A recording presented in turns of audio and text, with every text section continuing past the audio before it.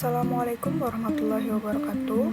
Perkenalkan, nama saya Olivia Virgin Ramadhani dengan NIM 253111007. Di sini saya akan mengerjakan tugas UAS Psikologi Sosial dengan dosen pengampu Bapak Aziz Wahyono.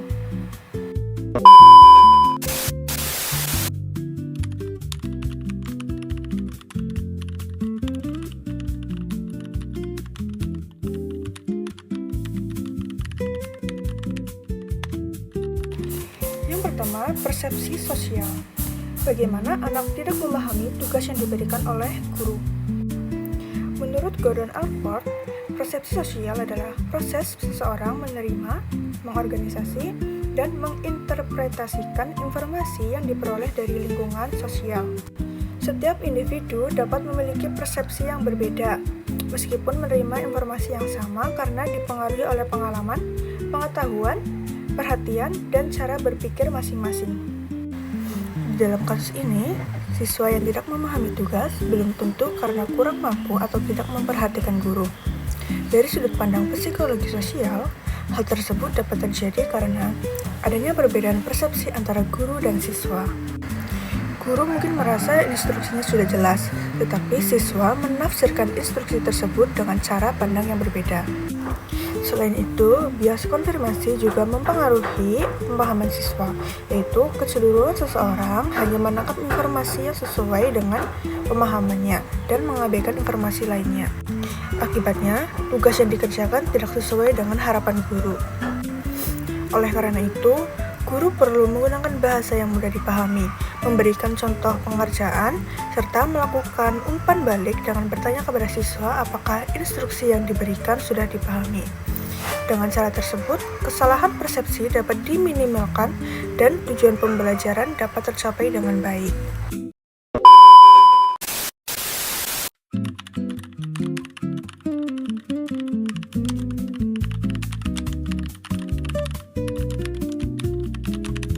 Yang kedua, motif sosial. Bagaimana anak tidak mau untuk belajar?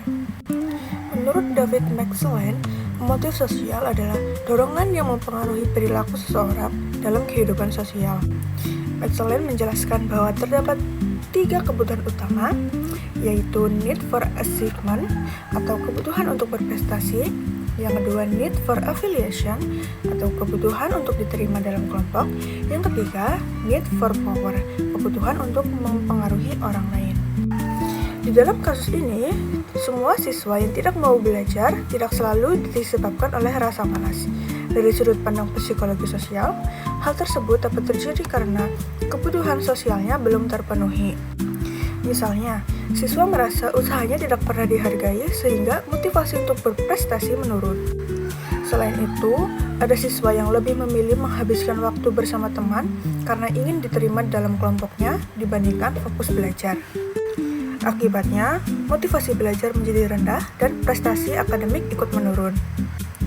Oleh karena itu, guru dan orang tua perlu memberikan apresiasi terhadap usaha siswa, menciptakan lingkungan belajar yang mendukung, serta memotivasi siswa agar memiliki tujuan belajar yang jelas. Dengan begitu, kebutuhan sosial siswa dapat terpenuhi dan semangat belajarnya akan meningkat.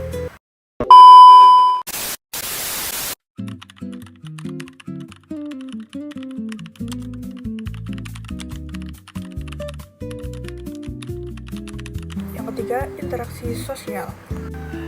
Bagaimana anak-anak bekerja sama untuk membuli teman yang lain? Menurut Suekanto dan Sulistiawati, interaksi sosial adalah hubungan timbal balik yang terjadi antara individu dengan individu maupun individu dengan kelompok. Interaksi sosial dapat mengarah pada hal positif maupun hal negatif, tergantung bagaimana hubungan tersebut terbentuk. Dalam materi psikologi sosial yang sudah dijelaskan bahwa interaksi sosial dipengaruhi oleh beberapa faktor seperti imitasi dan sugesti. Dalam kasus bullying, perilaku tersebut merupakan bentuk proses sosial disosiatif karena menimbulkan pertentangan dan merugikan orang lain. Bullying seringkali tidak dilakukan oleh satu orang saja, tetapi terjadi karena adanya pengaruh dari kelompok. Misalnya, ketika satu siswa mulai mengejek temannya, Siswa lain ikut meniru atau berimitasi agar dianggap kompak dalam kelompoknya. Selain itu, sugesti juga berperan, yaitu ketika siswa mengikuti ajakan temannya tanpa mempertimbangkan dampak yang akan diterima oleh korban. Oleh karena itu, sekolah perlu membangun interaksi sosial yang positif dengan menanamkan sikap saling menghargai, meningkatkan rasa empati, serta membiasakan siswa untuk berani menolak ajakan yang mengarah pada perilaku negatif. Dengan begitu, lingkungan sekolah dapat menjadi tempat yang aman, nyaman bagi seluruh siswa.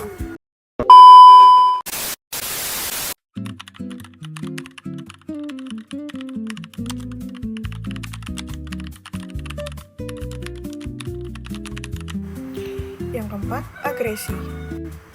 Bagaimana penjelasan anak yang terlibat dalam tawuran antar pelajar?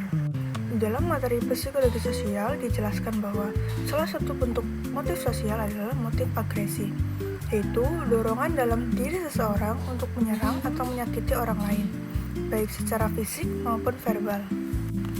Motif agresi biasanya muncul karena adanya rasa marah, frustasi, ancaman, atau konflik yang tidak dapat diselesaikan dengan baik. Dalam kasus tawuran antar pelajar, perilaku agresif tidak muncul secara tiba-tiba, tetapi dipengaruhi oleh lingkungan sosial. Misalnya, siswa merasa perlu membela nama baik sekolah atau kelompoknya, sehingga muncul dorongan untuk melawan kelompok lain. Selain itu, ajakan teman dan situasi yang penuh emosi juga dapat membuat siswa yang awalnya tidak berniat berkelahi, akhirnya ikut terlibat dalam tawuran. Hal ini menunjukkan bahwa perilaku agresif tidak hanya dipengaruhi oleh emosi individu saja, tetapi juga oleh pengaruh lingkungan dan kelompok.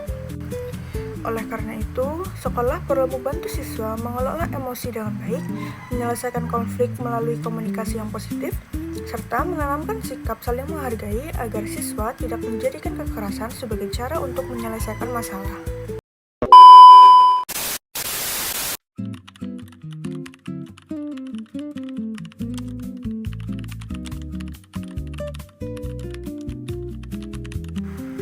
Yang kelima, pengaruh sosial. Bagaimana anak muda ikut-ikutan bolos sekolah bersama teman-temannya? Dalam psikologi sosial, pengaruh sosial adalah proses ketika perilaku, pikiran, atau emosi seseorang dipengaruhi oleh orang lain. Salah satu bentuk pengaruh sosial adalah konformitas. Menurut Solomon Asch, konformitas terjadi ketika seseorang menyesuaikan perilakunya dengan kelompok karena adanya tekanan sosial. Dalam kasus ini, sebenarnya siswa mungkin tahu bahwa bolos sekolah adalah tindakan yang salah.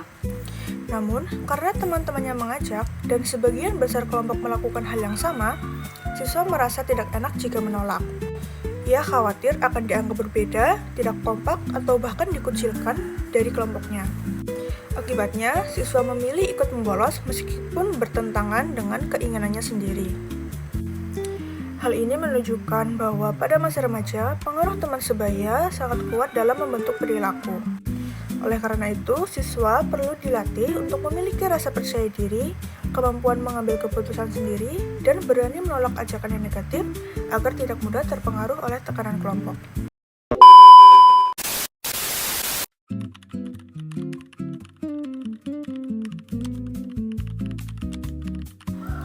Yang keenam, perubahan sosial. Bagaimana pengaruh teknologi terhadap gaya hidup siswa-siswi saat ini? Perubahan sosial adalah perubahan yang terjadi pada pola perilaku, nilai, maupun cara hidup masyarakat. Salah satu penyebab perubahan sosial adalah modernisasi dan globalisasi, yang ditandai dengan pesatnya perkembangan teknologi. Kemajuan teknologi memberikan banyak kemudahan bagi siswa, seperti mencari informasi, mengikuti pembelajaran secara daring, dan berkomunikasi dengan lebih cepat. Namun, jika tidak digunakan dengan bijak, teknologi juga dapat mengubah gaya hidup siswa ke arah yang kurang positif. Misalnya, siswa menjadi lebih sering menghabiskan waktu bermain media sosial atau game daripada belajar.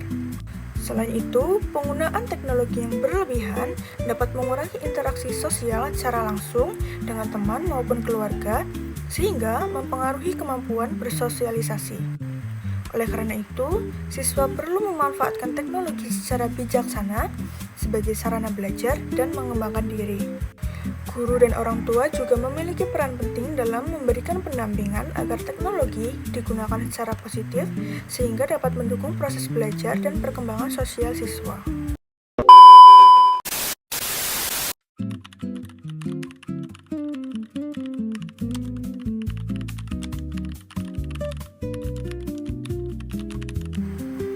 Gerakan sosial. Bagaimana menjelaskan adanya aktivitas kelompok siswa yang menolak kebijakan sekolah, terutama dalam hal iuran kegiatan sekolah? Gerakan sosial dapat dipahami sebagai tindakan bersama yang dilakukan oleh sekelompok orang untuk menyampaikan aspirasi atau menginginkan adanya perubahan terhadap suatu kebijakan. Dalam psikologi sosial, tindakan tersebut dipengaruhi oleh interaksi sosial dan pengaruh sosial, karena setiap anggota kelompok saling mempengaruhi dalam mengambil keputusan. Pada kasus ini, siswa yang menolak kebijakan iuran sekolah memiliki tujuan yang sama sehingga mereka bekerja sama untuk menyampaikan pendapat kepada pihak sekolah. Hal tersebut termasuk proses sosial asosiatif apabila dilakukan melalui musyawarah dan komunikasi yang baik. Namun, apabila penyampaian aspirasi dilakukan dengan cara memprovokasi siswa lain, menyebarkan informasi yang belum tentu benar, atau melanggar aturan sekolah, maka tindakan tersebut dapat berubah menjadi proses sosial disosiatif yang memicu konflik. Oleh karena itu, pihak sekolah perlu membuka ruang komunikasi yang baik dengan siswa agar setiap aspirasi dapat disampaikan melalui diskusi dan musyawarah. Dengan demikian, perbedaan pendapat dapat diselesaikan tanpa menimbulkan konflik.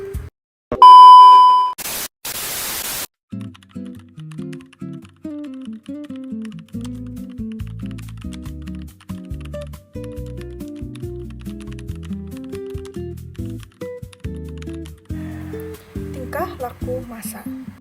Bagaimana menjelaskan peran provokator dalam kegiatan demonstrasi pelajar? Dalam psikologi sosial, tingkah laku seseorang dapat dipengaruhi oleh orang lain maupun kelompok di sekitarnya. Salah satu faktor yang mempengaruhi perilaku tersebut adalah sugesti, yaitu kecenderungan seseorang menerima pengaruh atau ajakan orang lain tanpa mempertimbangkannya secara kritis. Selain itu, perilaku massa juga dapat dipengaruhi oleh konformitas, yaitu kecenderungan mengikuti tindakan kelompok agar merasa diterima. Pada demonstrasi pelajar, provokator seringkali mengajak peserta untuk melakukan tindakan tertentu. Karena berada di tengah kelompok yang besar, sebagian siswa mudah mengikuti ajakan tersebut tanpa memikirkan dampaknya. Mereka merasa lebih aman ketika melakukan tindakan yang sama dengan kelompok, meskipun sebenarnya tindakan tersebut dapat merugikan diri sendiri maupun orang lain. Oleh karena itu, siswa perlu memiliki kemampuan berpikir kritis, mengendalikan emosi, dan tidak mudah terpengaruh oleh ajakan yang bersifat negatif. Dengan demikian, penyampaian aspirasi dapat dilakukan secara tertib, bertanggung jawab, dan sesuai dengan aturan yang berlaku. Berdasarkan pembahasan yang telah saya paparkan, dapat disimpulkan bahwa psikologi sosial memiliki peran yang sangat penting dalam dunia pendidikan. Psikologi sosial membantu kita memahami bahwa perilaku siswa tidak muncul begitu saja, tetapi dipengaruhi oleh beberapa faktor seperti persepsi, motivasi, interaksi dengan teman sebaya, pengaruh kelompok, serta perubahan lingkungan sosial. Oleh karena itu, setiap permasalahan yang dialami siswa perlu dipahami dari berbagai sudut pandang, bukan hanya menyalahkan individu semata. Dampak psikologi sosial terhadap pendidikan sangat besar, terutama dalam membantu guru menciptakan proses pembelajaran yang lebih efektif dan lingkungan sekolah yang lebih positif. Dengan memahami konsep psikologi sosial, guru dapat mengetahui penyebab siswa mengalami kesulitan belajar, terlibat dalam bullying, ikut tawuran, membolos, maupun mudah terpengaruh oleh kelompok. Pemahaman tersebut juga membantu guru menentukan cara penanganan yang lebih tepat sesuai dengan kebutuhan siswa. Bagi seorang guru bimbingan dan konseling, pemahaman mengenai psikologi sosial menjadi bekal yang sangat penting dalam memberikan layanan konseling, membimbing perkembangan sosial siswa, mencegah munculnya perilaku negatif, serta membantu siswa mengembangkan hubungan sosial yang sehat. Dengan demikian, psikologi sosial tidak hanya memberikan pemahaman mengenai perilaku manusia, tetapi juga berkontribusi dalam menciptakan lingkungan pendidikan yang aman, nyaman, dan mendukung perkembangan akademik maupun karakter peserta didik. Sekian beberapa materi yang dapat saya paparkan. Kurang lebihnya mohon maaf. Terima kasih. Wassalamualaikum warahmatullahi wabarakatuh. Bye.